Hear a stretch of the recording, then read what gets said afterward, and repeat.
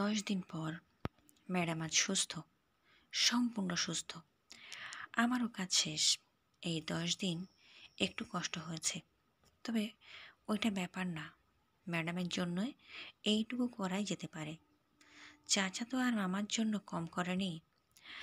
আমি আমার ঘরে শুয়ে আছি, এমন সময় ম্যাডামের আগমন। রাকিব? জি ম্যাডাম, বলুন। ধন্যবাদ। কেন? অবাক হয়ে আমি বললাম, আমার সুস্থ করে তোলার জন্য। না না ম্যাডাম, ধন্যবাদ দেওয়ার কিছু নেই। এটা তো আমার দায়িত্ব। আর ম্যাডাম, একটা কথা বলি। বল। আগে বলেন, থাপ্পড় দেবেন না তো? হে হে হে হাসলাম আমি। মারবো না, বল। আপনার এই অবস্থা কে বা কারা করলো? আমার এই প্রশ্নটা ম্যাডাম আশা করেছিল মনে হয়, কারণ ম্যাডাম আমার প্রশ্নটা শুনে অবাক হয়নি ঠিকই, কিন্তু ম্যাডামের মুখটা শুকনো হয়ে গেল। তারপর ম্যাডাম বলল, তার আগে বল, আমার একটা ভালো বন্ধু হবি? করুণার দৃষ্টিতে বলল ম্যাডাম। জি ম্যাডাম, আমি বললাম। ওহো, ম্যাডাম নয়, লাবণী আমার বন্ধু না? আচ্ছা বাবা, লাবণী। এখন তাহলে শোনো। ম্যাডাম বলতে শুরু করলো,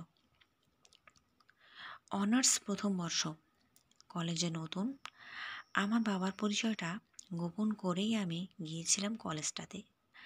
আমি চাইনি যে আমার বাবা পরিচয়ের সব জায়গায় সুবিধা পেতে, তাই গোপন করা। 6 মাস পর আমার অনেক বন্ধু হয়। সুন্দরী ছিলাম বলে ছেলেরা প্রপোজ করত, কিন্তু রিজেক্ট করতাম।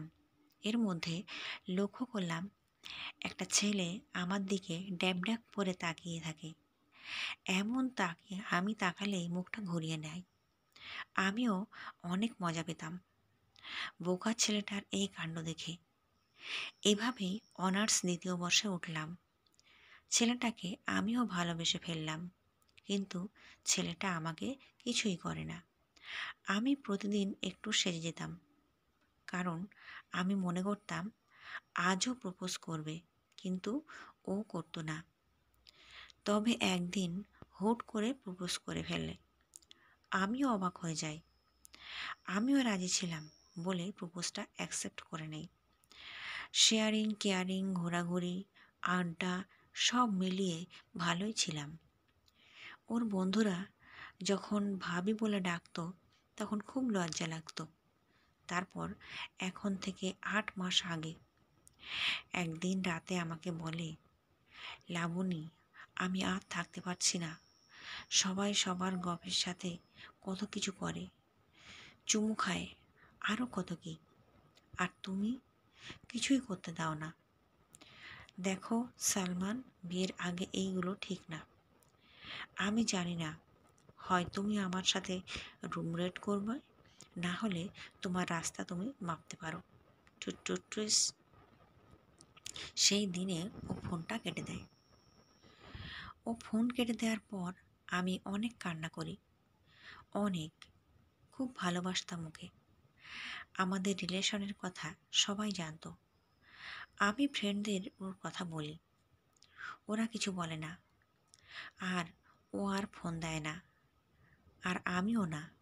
এভাবে 1 মাস চলে যায়।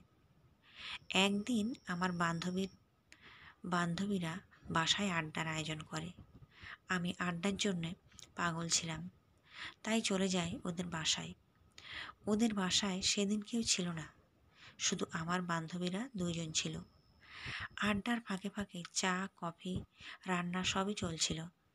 আমি রান্না পারতাম বলে ওরা আমাকে রান্না করতে দেয়। আমি রান্না শেষ করে ফ্রেশ হয়ে এসে দেখি ওরা খাবার প্লেটে বেড়ে ফেলেছে। আমার জন্যও বেড়েছিল।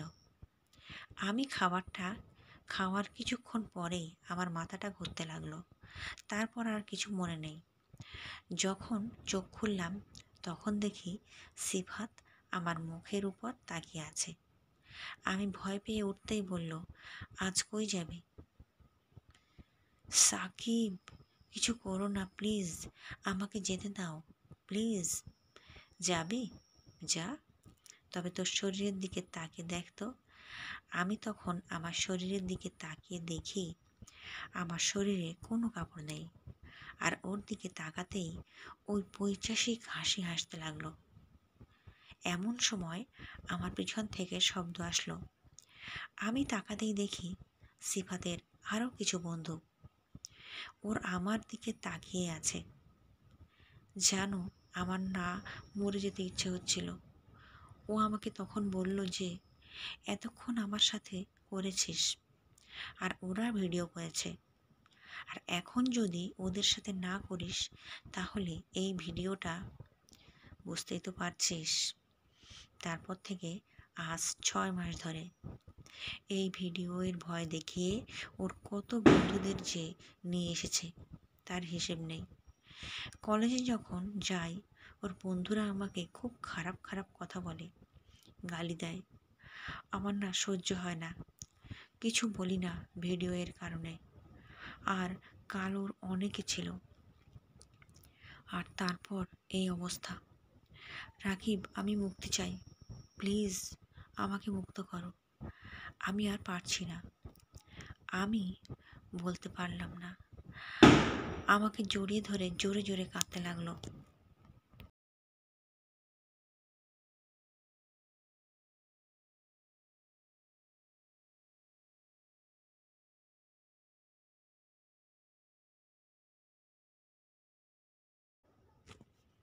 ভিডিওটা ভালো লাগলে লাইক করবেন, একটা সাবস্ক্রাইব করে দেবেন।